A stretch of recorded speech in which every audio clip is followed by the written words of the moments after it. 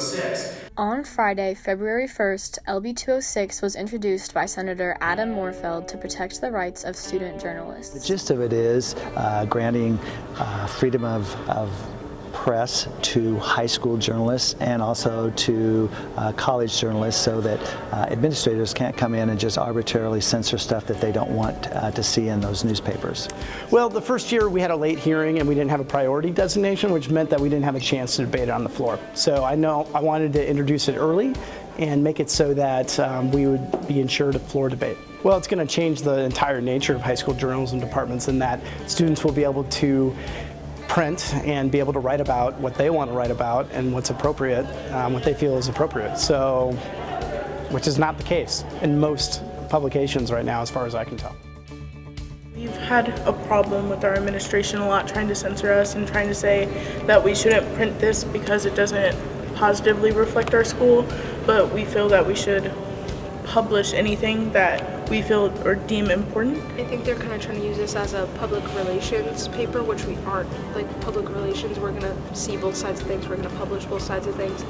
My original article was the history of the mascots and how they came to be. I emailed an administrator asking for document verification of the tribal permission to continue the use of native mascots. Before I heard back from the administrator, I was called into the principal's office the same day, and I was informed that the document did not exist. The principal questioned my intentions for said article, asking if I was only writing it because I wanted to push my opinions onto the student body, and because I apparently did not like the answer that had been given 2 years ago when the mascot topic had previously been brought up. All of our stories they're under prior review. Our principal has to see them. It isn't like administrators are bad people or schools are bad entities, but they're not perfect either. And if there's not a watchdog organization there, i.e. the high school press, who's going to tell those stories? My name is Kathy Kuhlmeyer-Fry, and I am the Kathy Kuhlmeyer from Hazelwood v. Kuhlmeyer from 1983, where this began censorship of the high school press. Kuhlmeyer, along with other professionals, expressed that the bill is essential. I get to travel the country several times a year, and I get to talk to high school students, college students, important people, much more important than me, and tell them my experiences about what I went through and what it was like, and just continue to spread the word that censorship is not right. This is common sense legislation. It doesn't cost the state a dime.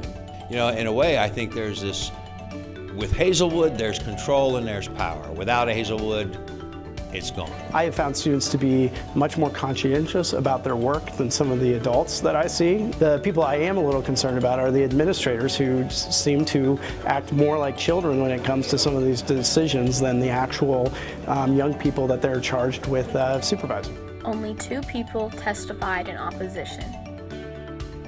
I think students anywhere are ready for this. This Hazelwood decision is nationwide, and I think students who are experiencing censorship are ready for it to be turned over in all states. I'm really excited to see if this thing can get out of committee and then get before the full legislature and hopefully get passed in the long run.